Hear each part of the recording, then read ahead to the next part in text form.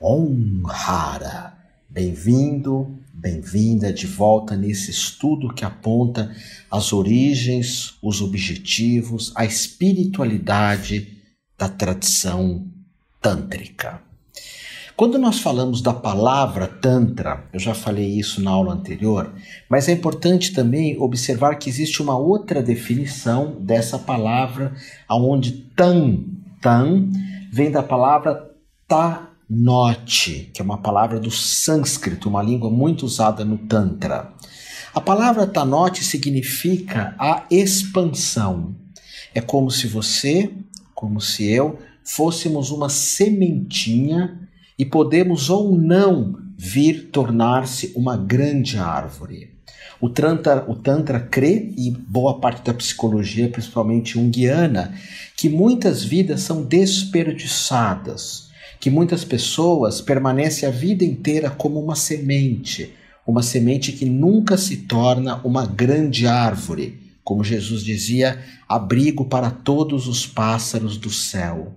Então, a ideia de Tanoti, que origina a palavra tan, daí vem a palavra tan, é você expandir a tua vida. É o que eu chamei anteriormente de plenitude, de totalidade, de inteireza também.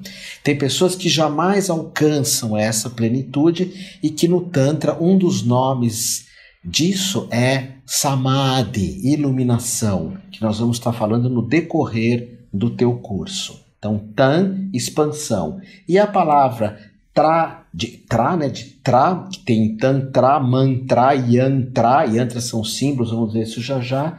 Essa termo tra vem de trayati, que é uma consciência de todos os nossos potenciais. Na lição passada eu estava falando do sistema tribal e agora eu passo para vocês, na imagem número 17, imagens do filme e do livro As Brumas de Avalon, que tratam de uma cultura matriarcal, que valoriza o feminino. E na época dos Sapiens, logo quando os Sapiens começam a entrar em contato com a agricultura, que os Sapiens eram coletores de alimentos, nós começamos a perder esse culto à grande mãe, o culto ao feminino, que no Tantra pode ser chamado de Shakti, a energia feminina. Inclusive, várias escolas de Tantra são Shaktaístas, cultuam mais Shakti do que propriamente Shiva. Shiva está mais ligado ao yoga, mas ambos são mestres tântricos. E as Brumas de Avalon mostram quando várias tradições patriarcais, que veem só Deus como masculino, começam a tomar conta do planeta. E o que é uma cultura matriarcal? É uma cultura que valoriza a sensorialidade, o corpo. Então o Tantra, com seus conceitos de chakras, de kundalini, de nadis, que são os rios de energia, nadis, kundalini, que é a energia da libido, da vida, do orgone, e chakras, que são centros energéticos, que a visão do Tantra é muito diferente da visão ocidental, muito diferente. A visão ocidental, na minha opinião, é muito superficial, muito bobinha, muito água com açúcar. Mas o Tantra valoriza, voltando, a sensorialidade, o toque, o abraço, as massoterapias, a desrepressão, que é uma liberdade que os povos tribais têm, uma grande liberdade, e também sensorial, desrepressor e matriarcal, o culto ao feminino, porque a mãe dá de mamar, o bebê, ele nasce da região sexual, que é chamada de sacra. Vocês imaginam que na época dos Sapiens, provavelmente a mulher ia engordando, germinando a vida, e logo em seguida a mulher expelia a vida, e o homem chegaria ali e veneraria aquela vida que se manifesta.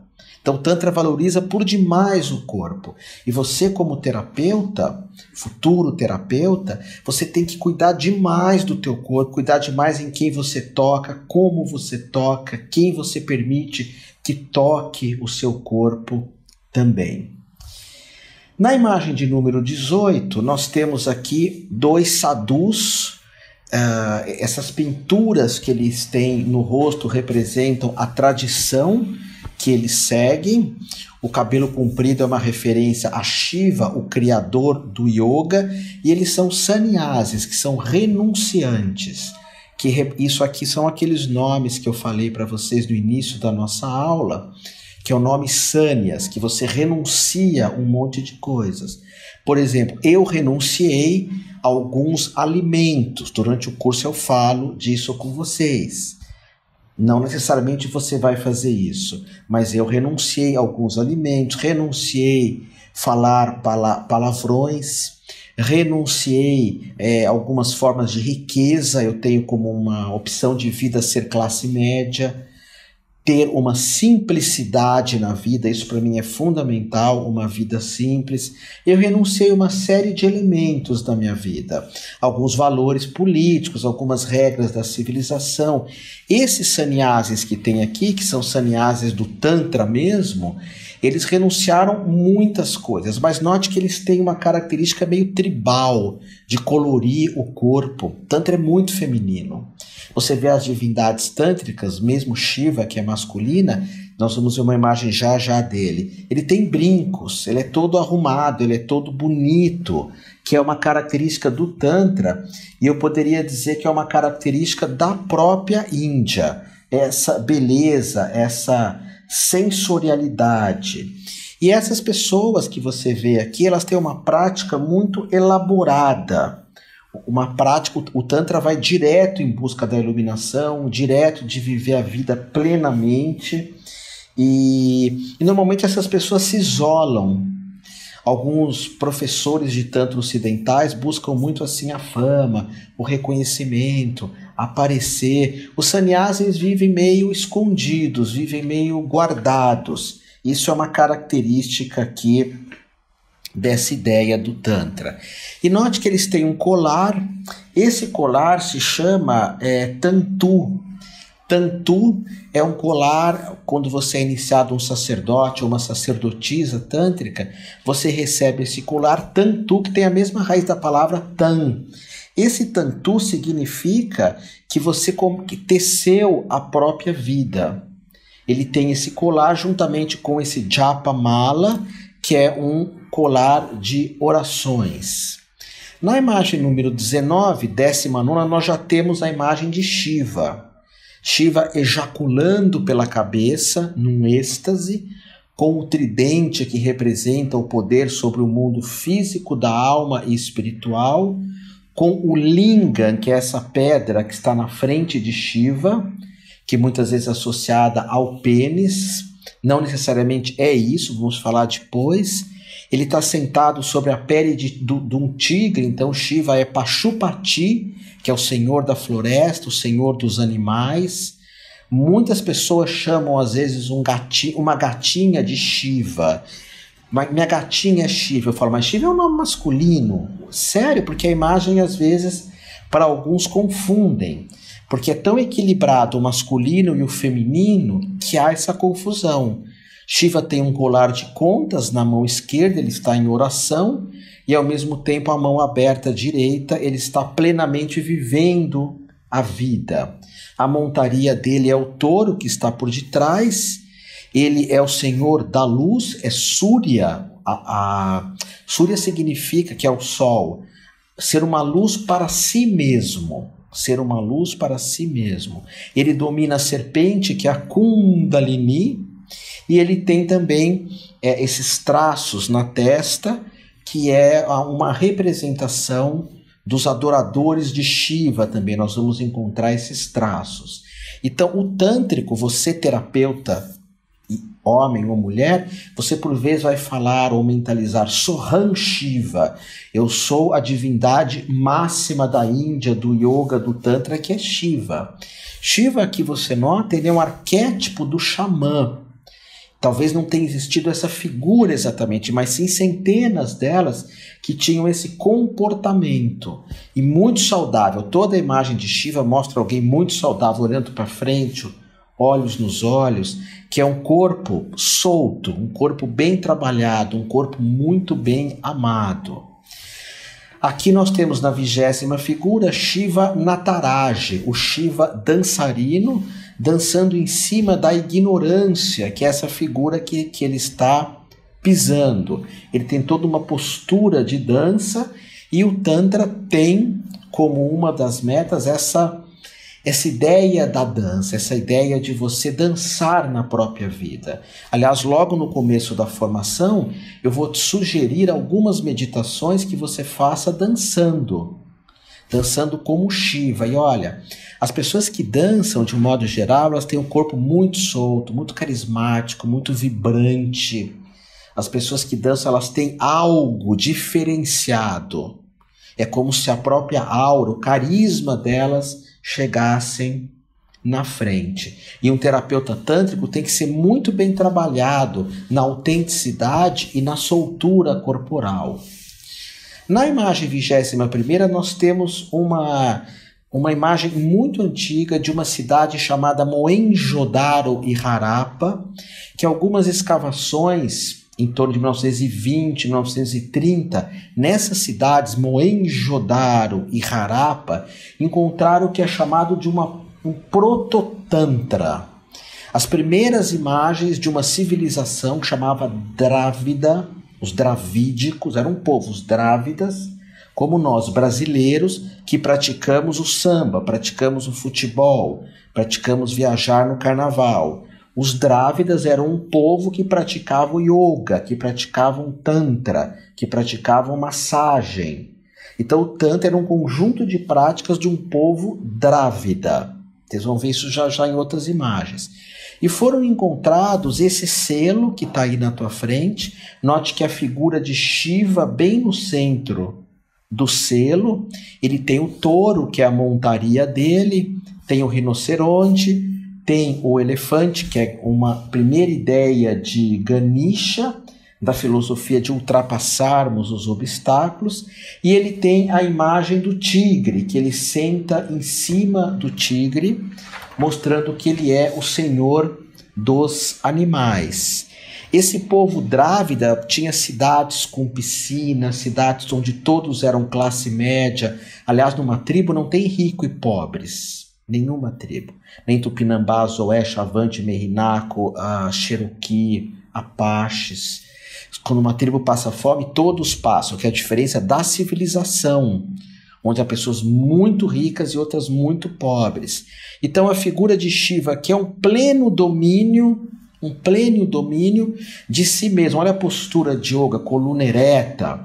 Eu falo muito para os alunos das formações presenciais de Tantra. Sentem com a coluna ereta, sejam extremamente pontuais. Respirem fundo, tem uma postura que no Tantra é a mesma postura que vem do Karate-do, do Aikido, do Kenjutsu, que é a arte da espada japonesa. Uma postura alinhadíssima. Olha a figura de Shiva ali. Ela é muito alinhada e ela é muito natural. Ela está ali em contato com a terra, ela está plenamente integrada com vários animais, com várias características de algo meio tribal, meio xamânico. Na imagem 22ª, nós já temos a figura de Shakti, que seria o feminino de Shiva. E algumas terapeutas tântricas vão também entoar esse mantra Soham Shakti. Eu sou o poder do feminino. Eu sou a energia do feminino. A Shakti tem vários atributos nas mãos dela. Ela domina o yoga, ela domina a matemática, ela domina várias formas de conhecimento.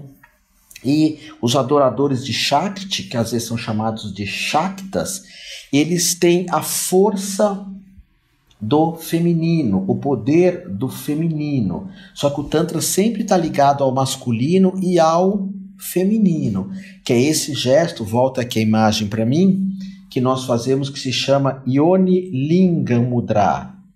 Eu vou fazer contigo várias vezes nesse curso esse gesto que representa o masculino e representa o feminino, o poder de ambos, masculino e feminino. Aqui essa parte de cima seria o Lingam, que é o masculino, como se fosse o pênis, que é Shiva, e aqui esse triângulo é a Yoni, que é a energia feminina da mulher. Na imagem 23ª, nós temos um livro que até trata, é um livro razoável. Eu tive aula com esse autor, André van Glitzenbeth. É um livro muito bonito, mas muitas coisas que estão escritas foram desatualizadas com o tempo. Que a Índia foi invadida pelo povo ariano e os arianos mataram todos os drávidas que praticavam o Tantra. Isso já está desatualizado, não houve essa invasão. O que aconteceu é que os tântricos foram se espalhando quando perceberam que o mundo dos coletores de alimento, o mundo de liberdade, o mundo de culto à natureza estava sendo perdido. Então eles começaram a se espalhar por toda a Índia. Mas esse livro é muito bonito, o nome dele, o livro é muito bonito. O nome se chama Tantra, o culto da feminilidade. Porque por vezes o Tantra é chamado assim, o culto à energia feminina, que é sermos sensoriais, sentirmos muita coisa, matriarcais e desrepressores. Exatamente os valores opostos da civilização. A civilização tem valores patriarcais, repressores, sempre está punindo e procurando punição para tudo, e antissensoriais. O corpo é um inimigo, salvo algumas exceções. Na próxima imagem, então, quando nós falamos das origens do Tantra, olha que essa é a cidade, eu quero muito que vocês pesquisem no site, está ali o nome Mohenjo-Daro, que a tradução é Vale da Morte, porque essas cidades estavam submersas, acreditava-se que tinha vivido povos ali 5.000 anos antes de Cristo, tanto que se você pegar a enciclopédia da Times Life, que é uma referência da história do planeta, história do mundo, a primeira civilização é antes até do Egito. O livro começa como a mais antiga das civilizações, a civilização Drávida. E se você notar, casas com piscinas, ali nós temos a planta da cidade do lado direito, com ruas, avenidas, centros de meditações. Era uma cultura assim muito interessante, muito interessante. Era um povo muito justo, tinha um aspecto de justiça muito grande, e esse povo vivia ali às margens do rio Indo. Mohenjo-Daro era uma das cidades, então somente uma das cidades. Nós temos várias figuras que vocês vão encontrar nos sites dessa cultura, de pessoas fazendo yoga, de pessoas fazendo meditação. Você nota a geometria dessa cidade, é de uma perfeição. A gente pega a bagunça das cidades grandes, vamos até abrir uma exceção para Paris, com coisas completamente desequilibradas, com uma leitura completamente, tudo é baseado em asfalto, e essa cidade Mohenjo-Daro em Harappa, apesar de ter muitas pedras, tinham os lugares de parques, os lugares para as práticas de yoga, tínhamos também casas com piscina, porque era um lugar muito quente. A escrita desse povo, o povo Drávida, a cidade é Mohenjo-Daro, o povo era Drávida, é uma escrita que usava o Devanagari, que é a escrita dos deuses, que originou talvez o conhecimento dos Vedas, que são vários textos sagrados hindus. Mas os Vedas, na minha opinião, que é a cultura mais Vedanta, ela é mais patriarcal. Isso é muito discutido e em momento algum eu tenho a pretensão de ser o dono da verdade, ok? Mas alguns falam que o Vedanta é uma tradição, o Tantra é outra, eu acho isso uma bobagem. Elas se mesclam, tanto o Tantra quanto o Vedanta. Para quem não sabe o que é Vedanta, depois nós vamos falar um pouco mais, mas são, por enquanto, os seguidores dos Vedas, alguns textos sagrados. Na próxima imagem número a 25ª imagem, nós temos a reconstituição de uma construção de Mohenjo-Daro, casas de 2 andares, a piscina. Era uma arquitetura extraordinária, uma arquitetura que tinha toda uma filosofia voltada ao prazer, voltada à alegria, como, por exemplo, o Butão, que é um país budista de linhagem tântrica. A gente vê pelas roupas coloridas desses monges tântricos, do budismo tibetano tântrico, e o Butão está preocupado com a felicidade das pessoas. É o único país hoje do planeta Terra que a preocupação maior é com a felicidade. Agora, é muito difícil determinar exatamente quando surgiram essas cidades Mohenjo-Daro e Harappa, porque escavaram e encontraram uma cidade, mas tem outra embaixo dela. É como se alguns momentos onde acontecessem cataclismas, vírus, pragas, enfim, quando havia esses cataclismos, eles reconstruíam uma outra cidade. Agora, o que isso tem relação com a tua formação? O teu consultório de terapeuta tântrico tem que ser extraordinário. O teu consultório tem que ser uma obra de arte. A forma como você se apresenta, o português correto, uma linguagem adequada, a forma de você se colocar. Na próxima imagem, aqui nós temos um celeiro em Mohenjo-Daro. Volto a repetir, se você colocar Mohenjo-Daro, tem um site só das descobertas arqueológicas dessa cidade maravilhosa. E na imagem 27 nós temos esse selo, que é uma protolíngua. Muito antes da língua egípcia, que é considerada a primeira das línguas, já existia uma escrita que era associada a esse povo, os Drávidas, que eram bem morenos como o indiano ainda é, de cabelo bem comprido e liso. Os Drávidas. E eles tinham uma escrita que nunca foi decifrada, infelizmente, nunca foi decifrada. Daí não dá nem para ter uma precisão de quando esse povo Drávida começou a desaparecer. Então note que os selos sempre ao culto aos animais. A civilização, de um modo geral, ela tem uma ideia sempre de destruir os animais. A civilização, ela vê o homem como o centro egóico da Terra. Nós somos os mais importantes. As culturas matriarcais determinam que todo o universo foi criado para o ser humano. O que no livro Sapiens, ou qualquer aula de quinta série da biologia, isso chega a ser até risível. O Tantra, ele percebe que nós somos um dentre várias formas do divino, de deuses. E nessas figuras aqui nós temos isso. Shiva ali do lado direito, embaixo, ele é o homem, o microcosmos do universo, que é o macrocosmos, onde nós temos todos esses animais, todos esses seres da natureza. O Tantra diz que existe uma ordem inteligente no universo quando nós estamos em contato com a natureza. O Tantra busca uma harmonia natural entre você e a natureza. Essa é a função tua, terapeuta tântrico. Levar essa harmonia natural para os teus clientes.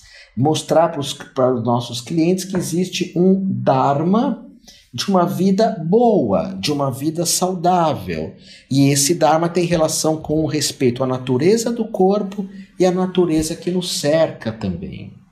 Na imagem de número 28, aqui já vamos definir um pouco mais, o tantrismo. Nós temos aqui, Tantra é um termo amplo indiano, porque ele é usado de várias formas, inclusive no Ocidente esse termo tântrico, infelizmente, está sendo muito usado até hoje dentro de um contexto de prostituição. Se você observar alguns anúncios, alguns textos, o Tantra está ligado à prostituição. E ao mesmo tempo que o Tantra ele está ligado também ao budismo, inclusive ao próprio Dalai Lama, que é um mestre tântrico. Os ensinamentos não podem serem resumidos porque eu estudo Tantra há mais de 30 anos e são tantas escolas diferentes de Tantra. Então, por vezes, falo, Otávio, o que é exatamente o Tantra? Exatamente não tem. É uma filosofia riquíssima. Imagina alguém chegar e falar assim, Otávio, o que é exatamente um paulista? Mas como assim? Como eles moram, como eles vivem, o que eles comem, como eles trabalham. Mas não tem como definir tão rapidamente isso. Não tem como definir. Então o Tantra, mas se nós formos usar uma palavra, seria isso, é um modo de vida que envolve tudo, como a gente olha para as estrelas, como trata de um animal, como se relaciona sexualmente, como ama, como se alimenta, como cuida do corpo, como usamos ou não uma terapia tântrica, que é o que você está aprendendo aqui comigo. 10 características do Tantra agora que são, digamos, comum em qualquer tradição. A primeira delas é que o Tantra, que é a imagem 29ª, o Tantra tem uma iniciação. A iniciação é como se fosse um batismo. No Tantra isso é chamado de Parampara. É como o Reiki, por exemplo. O Tantra da Califórnia tirou esse batismo, tirou a ideia de você pertencer a uma tradição. É como o Karatê, quando você vai treinar, tem o Goju-Ryu, tem o Shotokan, tem o Kyokushin, tem o Karatê Shorin-Ryo. Existe uma escola, existe uma tradição que você vai seguindo. Então, normalmente, você está ligado a um guru qualificado. No meu caso, eu não faço esse papel de guru. Eu prefiro ser o seu instrutor, o seu professor. Eu sou gente como a gente, apesar de ter um título e um certificado de sacerdote da tradição Nath, o que me permite dar iniciações, que é uma espécie de bênção dentro do amálgama tântrico. E você vai pertencer a uma tradição que te remota até Shiva, o criador mítico do yoga. Com dedicação, com disciplina, com estudo, eu vou poder tocar o teu rosto e permitir que você faça parte dessa tradição. Quem faz as formações, às vezes, à distância, não há esse contato pessoal comigo, mas eu te dou um nome espiritual e esse nome, ao final do mesmo, está escrito Nath. Faço uma iniciação e ao final, mesmo à distância, que você tem o nome Nath, que significa que você pertence à tradição dos sábios, que é Nath, ou dos que buscam a sabedoria. Para mim, a iniciação do Tantra, ou no Reiki, ou batismo cristão, ou uma iniciação Rosa Cruz, é o que existe de mais importante, da maçonaria, no candomblé, a liturgia da iniciação, no budismo, que você raspa a careca, muda de nome, faz um voto. O Tantra californiano, que surgiu na Califórnia e se espalhou, às vezes até por alguns discípulos, tupiniquins aqui no Brasil também, de alguns mestres indianos, ele tirou essa ideia da iniciação, talvez porque as pessoas não foram para a Índia, não estudaram e não tiveram a iniciação. E eu gostaria muito que você tivesse a oportunidade de ir para a Índia, gostaria demais. Não comigo, porque eu não levo mais grupos para a Índia, mas se você puder ir lá, conversar comigo, aonde você vai conhecer os tântricos. É lógico que na Índia, se vocês falarem eu quero aprender tanto, eles já falam, é um curioso ocidental que só quer saber de sexo ou de massagens genitais. Mas se você puder ultrapassar, conversar com alguns gurus e falar, não, eu quero estudar, quero ser um terapeuta extraordinário. O contrário de extraordinário é ordinário. Quero entrar muito para valer nessa tradição. Aí, uau, você vai ser uma pessoa abençoada, ir para o Nepal, ir para o Tibete, ir para a Índia. Segunda característica do Tantra, se dá conta que a iluminação ela é corporal também. O Tantra vê que o corpo é iluminado, a mente é iluminada. Vamos falar mais para frente do que é a iluminação. Mas o Tantra escolhe o caminho difícil da iluminação. Tem o fácil e tem o difícil. Fala disso mais para frente. Mas o difícil é muito bonito, te dá uma disciplina do outro mundo. A iluminação passa por uma ativação dos chakras, não equilíbrio. Por jejuns, por muito yoga, por um cuidado com o corpo, por um contato com a natureza. O Tantra vai buscar não a ideia de o iluminado, ele nega o corpo. Existem algumas escolas que sim, o caminho passa por negar-se completamente o corpo, mas o Tantra não. O Tantra aceita teu corpo. Não é certo nem errado, é um caminho.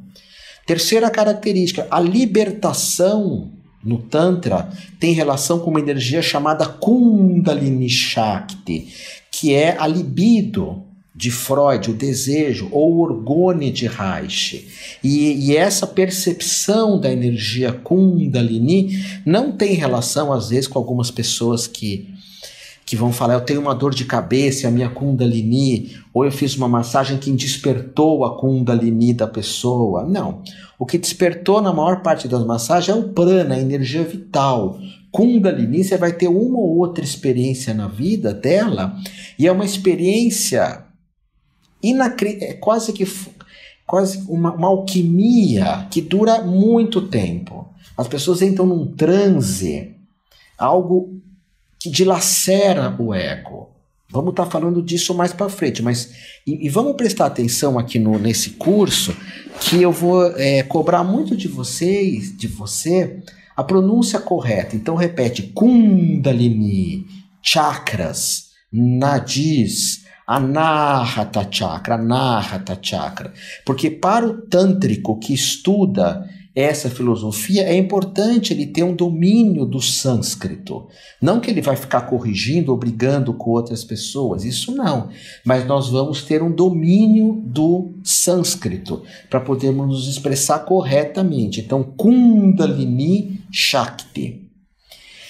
Quarta característica, a percepção que nós estamos vivendo, segundo os indianos, uma era chamada Kali Yuga, a idade de ferro.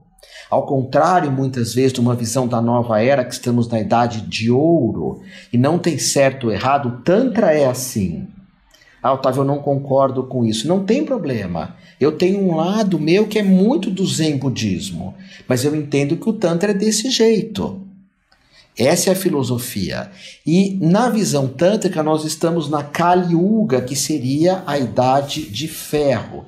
Uma idade muito difícil, onde a cada 4 coisas que vemos, 3 estão erradas, 4 elementos de justiça, 3 estão erradas, cada ato de amor, 3 de poder. E como diz Mestre Jung, aonde há poder, não há amor. Eu concordo com Jung.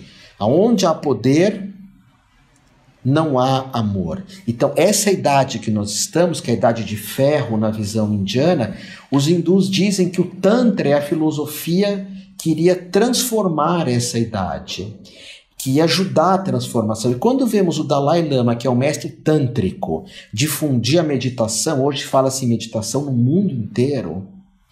Quando nós vemos o yoga, que é tântrico, ser difundido no mundo inteiro, como elementos para se lidar com a idade das trevas, o yoga, a meditação, o contato com a natureza, mas ao mesmo tempo os mestres tântricos já diziam que o Tantra seria massacrado na Kali Yuga, queriam acabar, ao mesmo tempo que teríamos um Tantra extraordinário, que chama Dakshina Taratantriki, que é um Tantra de linha de direita, teríamos um Tantra de linha de esquerda que seria associado a só ganhar dinheiro, a erotismo, a sexualidade, a uma coisa muito... Porque toda a espiritualidade tem esse lado muito alto e outro muito baixo. Olha o catolicismo, ele tem São Francisco, que é um dos maiores picos da consciência mundial, é Francisco, que vem falar dos animais. O Tantra já fala há muito tempo, mas é a única escola católica que fala da natureza e dos animais. E ao mesmo tempo a igreja traz uma das coisas mais baixas que existe, que é a Inquisição. O Tantra também, ele é o pico da montanha, ele é o alto do Himalaia, mas ao mesmo tempo ele pode ser uma das coisas mais baixas que existem. Mas quando ele é utilizado como um pico, como alto da consciência, como você vai usar, o Tantra é extraordinário. E eu digo isso eu tendo um pé no Zen budismo. Quinta característica, eu já falei um pouco disso, você praticar muito. O Tantra é muito prático, não se apega muito a textos, mas também não é ignorante em relação a texto, não é ignorante. Tem que conhecer um pouco da filosofia do Tantra. Como diz o George Feinstein, um iniciado na trilha tântrica no caminho tântrico, você é um siddha. Um siddha é alguém que tem disciplina, que pesquisa, que vai atrás, mas de uma experiência própria, não do que os outros dizem. A sexta característica é que a nossa energia sexual, que é chamada de sombra ou de nosso bicho, deve ser usada em busca da plenitude, em busca da totalidade. O Tantra não nega a energia sexual, ao contrário, utiliza-se da mesma, principalmente nos processos de cura. Então, o Tantra não nega essa energia, não fica bloqueando, como algumas escolas espirituais da Índia, que você se torna um brahmacharya, que é alguém que faz um voto de não viver a sexualidade. Lógico que isso uma coisa é a teoria. Eu sou brahmacharya, eu nego a sexualidade, eu não faço sexo com ninguém. A realidade é que, de repente, é muito raro hoje alguém conseguir isso, muito raro. E, de repente, a pessoa se diz um assexuado e, de repente, quando vai fazer sexo, justifica isso através de elementos tântricos. Quer dizer, usa o Tantra para justificar, às vezes, a falha do celibatário. Mas existe esse caminho, sim, do celibato. Existe. No budismo tibetano tem muito. O Tantra é um outro caminho, olha para o outro lado. A sétima característica isso é uma visão mais espiritualista do Tantra, que diz que a iluminação nos tira de um ciclo de reencarnação. Isso eu não vou abordar nesse curso. O oitavo item é praticar com disciplina. Nessa formação que você está fazendo comigo, você vai ganhar uma faixa preta no final da mesma, porque você foi até o fim. Hoje você é faixa branca, você está começando. Tem gente que faz 1-2 meses de curso e para na faixa laranja. Tem pessoas que vão até a metade, param na faixa verde, quase até o fim, roxa, marrom. E se você for ao final do curso, você é um terapeuta faixa preta. Não quer dizer que eu vou dar essas faixas para você. A preta, sim, ao final da formação. A nona característica do Tantra é que a nossa natureza é Shakti, é feminina, é a mãe terra. Somos filhos da terra. E a 10ª característica do Tantra está associada com os poderes do Tantra, que às vezes isso é muito mitificado, mas é o poder de você ser você mesma, de você falar a verdade, de você ter mais saúde, um corpo flexível, de você estar de bem com a vida, ter uma vida simples. Eu vejo os poderes do Tantra muito por aqui. O George Feuerstein fala que um dos poderes do Tantra é a ideia de que nós conseguimos lidar com a matéria, porque o Tantra lida muito bem com a matéria, mais do que talvez qualquer outro caminho espiritual, e lida com a espiritualidade também. Então o Tantra une o espírito com a matéria, a alma com a ideia do corpo, tirando todas as ilusões e vendo as coisas claramente como elas são. Ok? Então vamos parar aqui. Essa é a segunda aula. Vamos para a terceira em seguida. E estuda, se dedica. É muito importante que você me ajude a fazer de ti uma das melhores terapeutas do planeta, tá bom? Amor de amor a ti. Até a próxima aula.